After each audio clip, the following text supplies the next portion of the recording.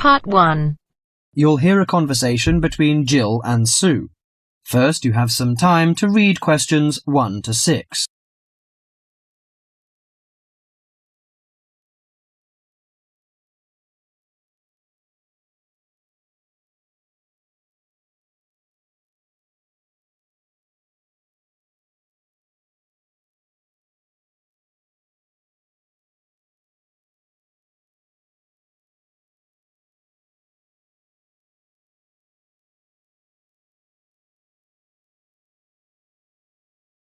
Hello, Sue. Fancy meeting you here. It is Sue Johnson, isn't it? Oh, hi, Jill. Must be ages since we've seen each other. What a surprise. How are you? Yes, well, I'm fine. I just got back from 2 years teaching in Hong Kong, actually. Oh, I thought you'd gone into computing or nursing. No, I ended up being a teacher after all. And how about you? Oh, fine. Things are going quite well, in fact. So, what have you been up to over the last 3 years? Working, studying, you know, the usual things. Oh, and I got married last year. Congratulations. Anyone I know? Yeah, you might remember him from our college days. Do you remember Jerry? Jerry Fox? Jerry? Was he the one with the dark hair and beard? No, that was Sam. No, Jerry's got blonde hair and glasses. He's pretty tall. Well, we got married, finally. Great. And where did the wedding take place? Was it here in London? No, in the end, we decided to get married in Scotland. Jerry's parents lived there, so we were married in the small village church with the mountains in the background. Fabulous. Have you got any pictures? Well, funny you should ask. I have actually got a couple here. They're a bit battered because I've been carrying them around in my bag. Oh, never mind. Let's have a look. Oh, don't you look wonderful? Who are those people behind you? Oh, that's my older sister, Clara. Oh, she looks like you. Do you think so? Everyone says that, but we can't see it. Is she married now? Yes, and she's got 3 children, a girl and twin boys as well. Wow, imagine having twins. Look, why don't we have dinner together and catch up on a few things? Would you like to come over one evening? Oh, that'd be lovely. What about next Friday evening? Fine, what time? Shall I come over about 8 o'clock? Oh, come about 7:30. I'm usually home around 6:30, so that'd give me plenty of time to get dinner ready. Oh, fine, and one last thing. Where do you live? What's the address? Oh, good thinking. Here's my card. The address is on the back. We've got a flat in an old house. We live on the 3rd floor of a large old house. The house has been converted into flats, so when you arrive, you'll need to press the bell, second from the top. The bell second from the top. Okay? There's a little intercom arrangement, so I can let you in. Right, okay. See you on Friday, then. Before the rest of the conversation, you have some time to read questions 7 to 10.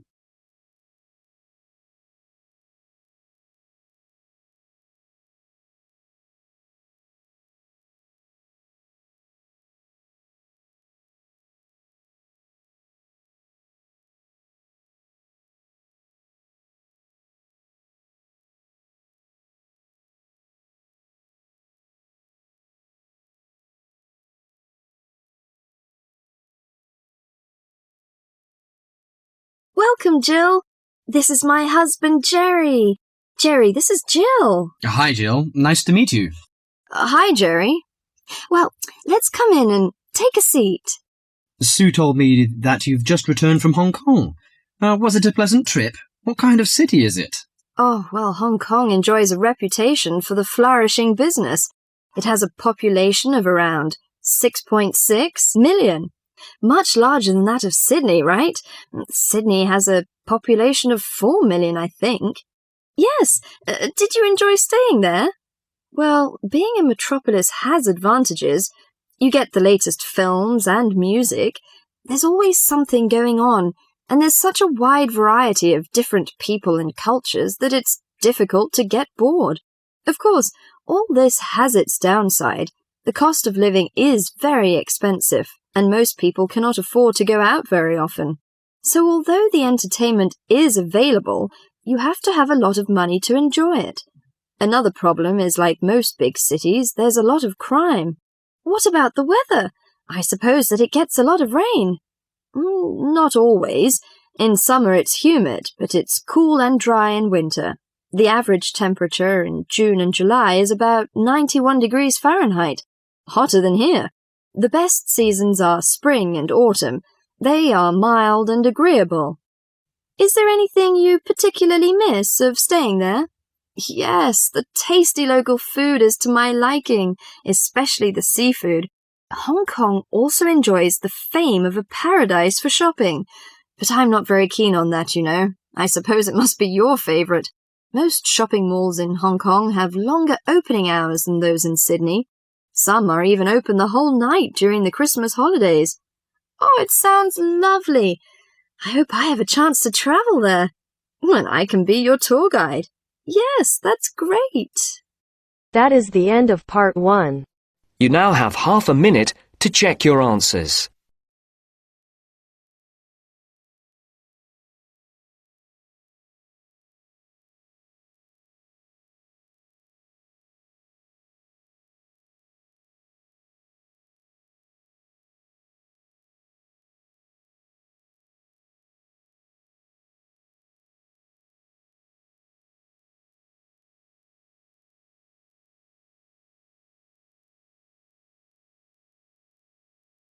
Now turns to part 2.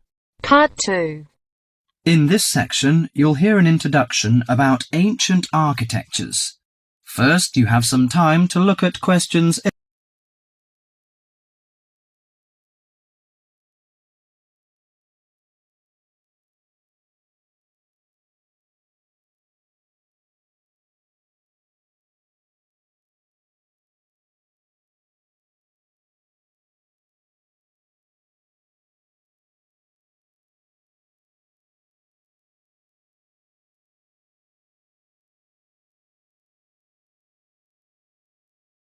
The architecture of the ancients often reflects the ideas and beliefs of that time. Some of the ancient structures can give us a glimpse into the minds of the people who built them. Now, Professor Francis is going to talk to us about ancient architecture. No story is more interesting or impressive than the story of architecture, and in particular the activities of human beings in the art of building. Let's have a look at this in some detail. Did you ever visit the pyramids? Look at this picture, please. The pyramids in Egypt are true wonders of the ancient world. Khufu's pyramid is a stunning 138-metre-high mass of 2.3 million stones, each weighing about 2.5 tons. It was built to geometrical perfection over 4,500 years ago, with simple stone and copper tools. It was so far advanced that some have suggested it was designed by aliens. Actually, there is an astronomical significance to the perfect precision of the pyramids. By using 2 stars that circle the sky polar point, Egyptian astronomers were able to arrange the pyramids due north. This was done because they believed the king's afterlife and the stars were closely related. They believed their pharaoh, that is, their king, had been transformed into another living being, a light in the sky in contrast to the darkness of death. Now you have some time to read questions.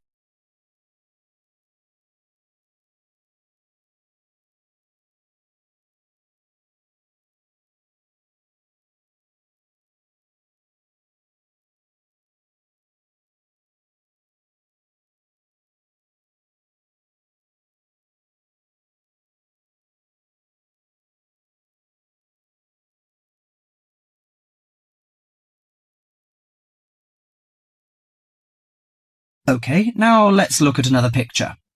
On this picture is Athens' ancient Parthenon.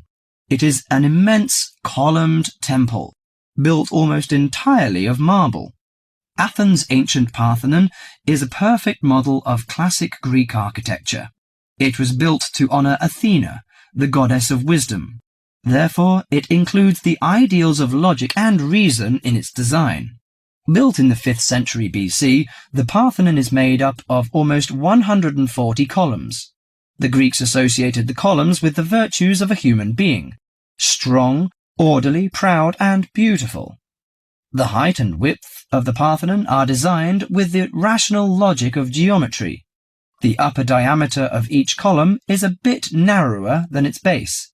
It bulges slightly in the middle and slants inward. This kind of optical illusion makes the columns appear more graceful and thus more beautiful. The Parthenon also symbolizes democracy. Each column supports the entire structure, just as each person contributes to the government. It symbolizes that Athens' government is democratic. Finally, I am going to introduce the Roman Colosseum, a large oval structure for public sports events, entertainment, or assemblies. The Roman Colosseum displays the practical nature and political thinking of Romans. The Colosseum was built in 80 AD, when, throughout its vast empire, Romans' population and wealth were growing. It was necessary for politicians to entertain the people in return for their support. Gladiators would battle wild animals, and even one another in order to entertain the bloodthirsty crowds. Constructed with tons of marble, the Colosseum stood 48 meters high. It has the capacity to hold up to 50,000 spectators.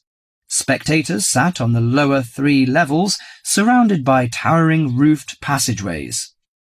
On hot days, a cover suspended from the top story provided shade from the sun. Ancient architecture gives us a sense of the different societies that build these amazing monuments. Through it, we can imagine what life was like when those civilizations were flourishing. That is the end of part 2. You now have half a minute to check your answers.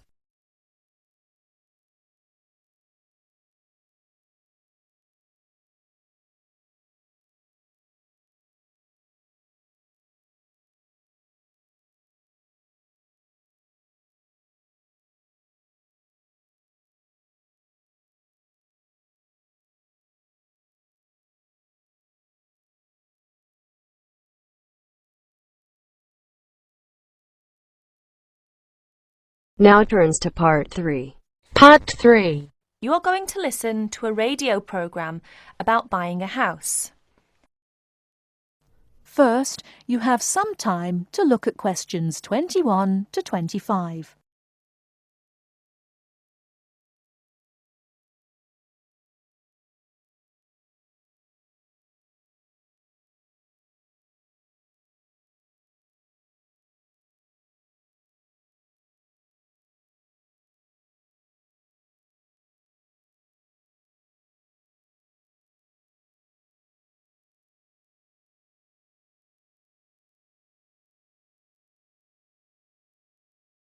Good afternoon, listeners. Today, I'd like to welcome Edward Fox, who is going to talk to us today about buying a house.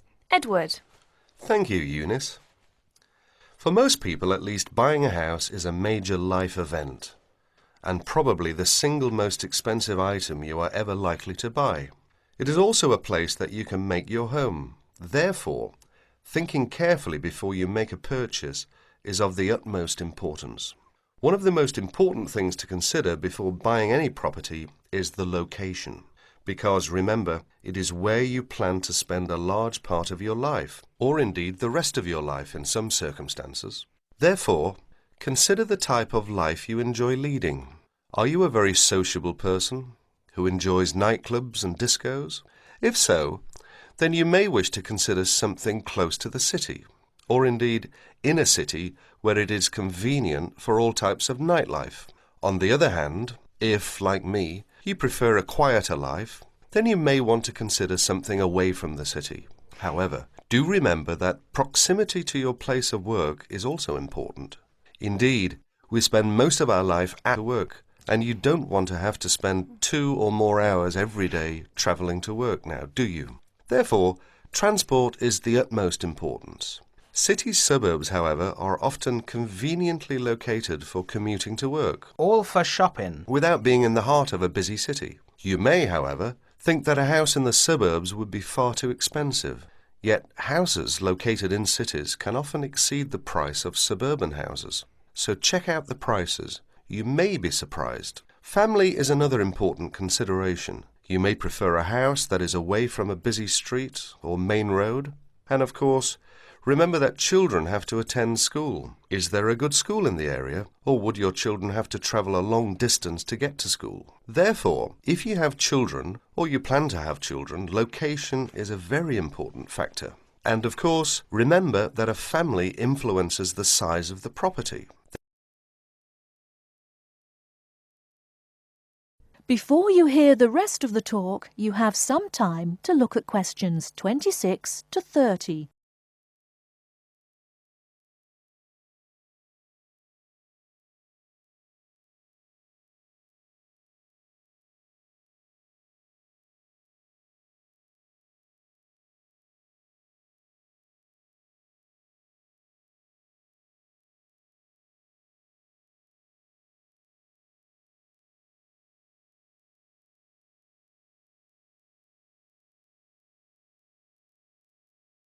And of course, remember that a family influences the size of the property. There are, of course, various types of houses.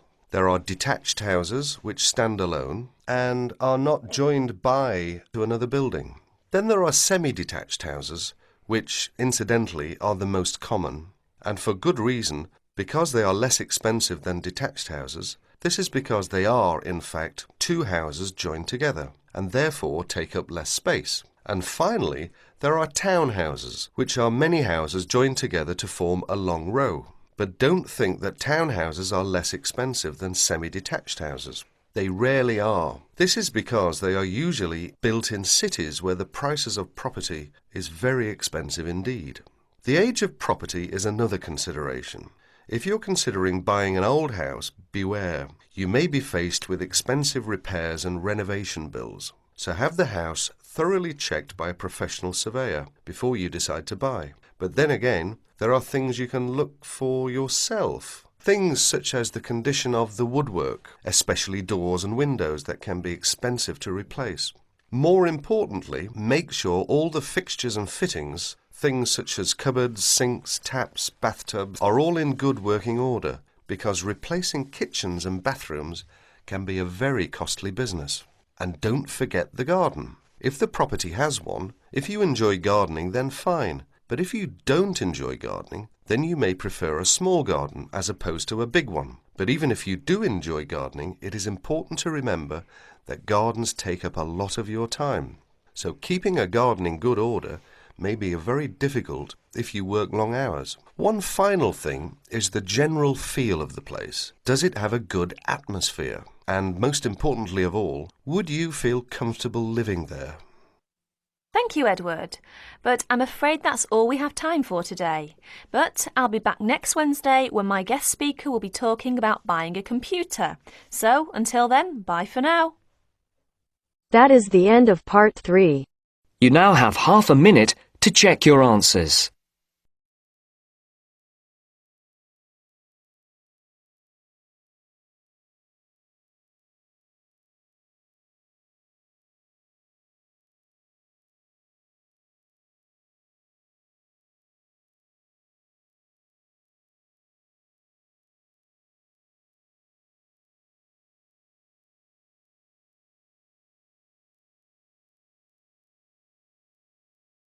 Now turns to part 4. Part 4. In this section, you'll hear a lecture on sports injuries. First, you have some time to look at questions 31 to 40.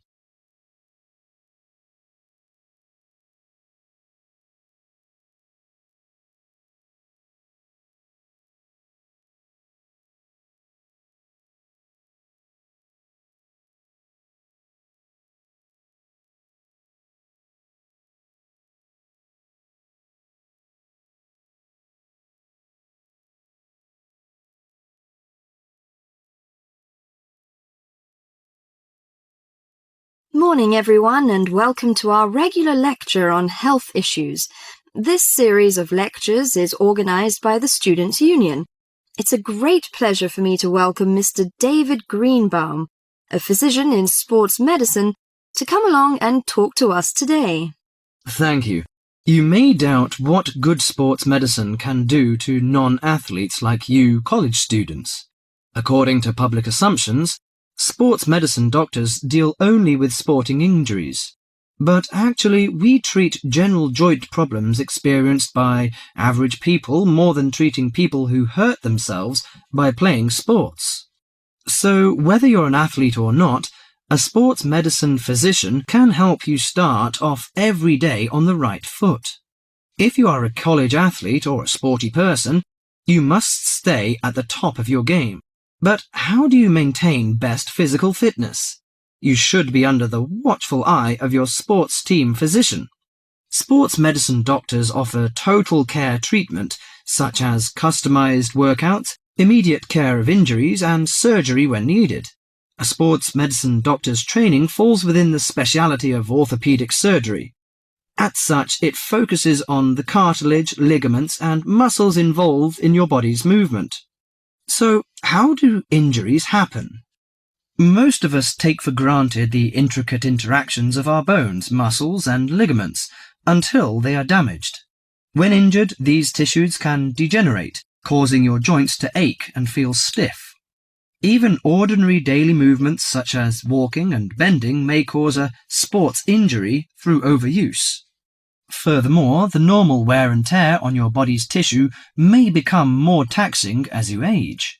To prevent such problems, especially as you begin a fitness exercise, your sports medicine doctor offers total care. This includes X-rays to identify potential trouble spots. Afterwards, he helps you set an exercise routine that fits your body's present condition. Do you know your joints? Your body's most complex structural feature is its joints. Your joints allow you to grasp, twist, sit, and even feed yourself. Repetitive motions, however, may lead to chronic overuse of the soft tissue connecting bones at the joints. This overuse can result in injuries such as tennis elbow or even carpal tunnel syndrome. A more severe type of injury occurs when you lose your balance, thereby putting a joint under abnormal stress. Worse still, you could suffer a bone fracture.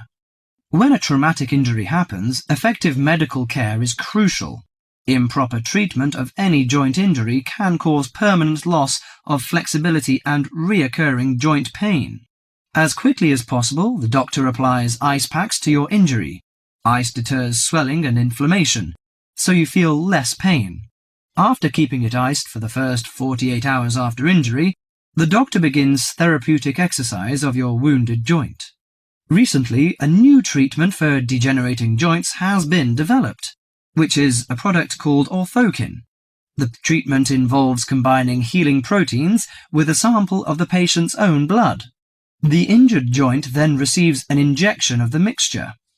This new technology stimulates our own white blood cells to produce large quantities of protective protein. Our cells make this protein naturally, but not in sufficient amounts to protect the damaged cartilage in our joints. It also has the advantage of convenience and lack of side effects. Here are some suggestions on how to prevent sports injuries. Use appropriate protective equipment. Maintain proper lighting in the training area. Have adequate rest. Avoid alcohol and drugs in order to prevent injuries. Follow a regular fitness training program to improve overall coordination and endurance. Better endurance will absorb pressure and prevent injury. Perform adequate warm-up exercises before training or performance. Avoid performing sports or work when you are sick. Most injuries happen when one is fatigued. Avoid treatment by dubious health practitioners.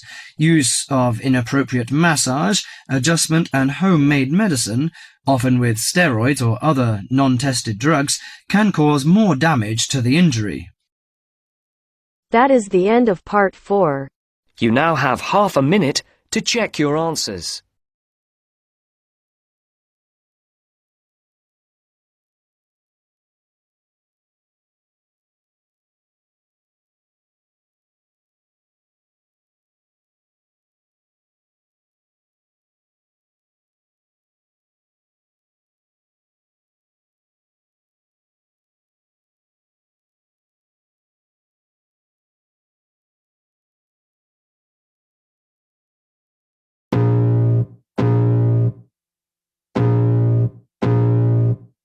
I can feel the blood creeping up from the heathens. Got will, got fight, got pride, got reason. If they wanna go eat, then you know I'm gon' feed them. If you're coming for me, hope you're ready for a demon. I got eyes in the back of my head, I'm seeing. Take me for granted and you know I'm leaving. I'ma take what's mine with the webs I'm weaving. I could take this crowd from seeing to believing. Got a taste for blood in my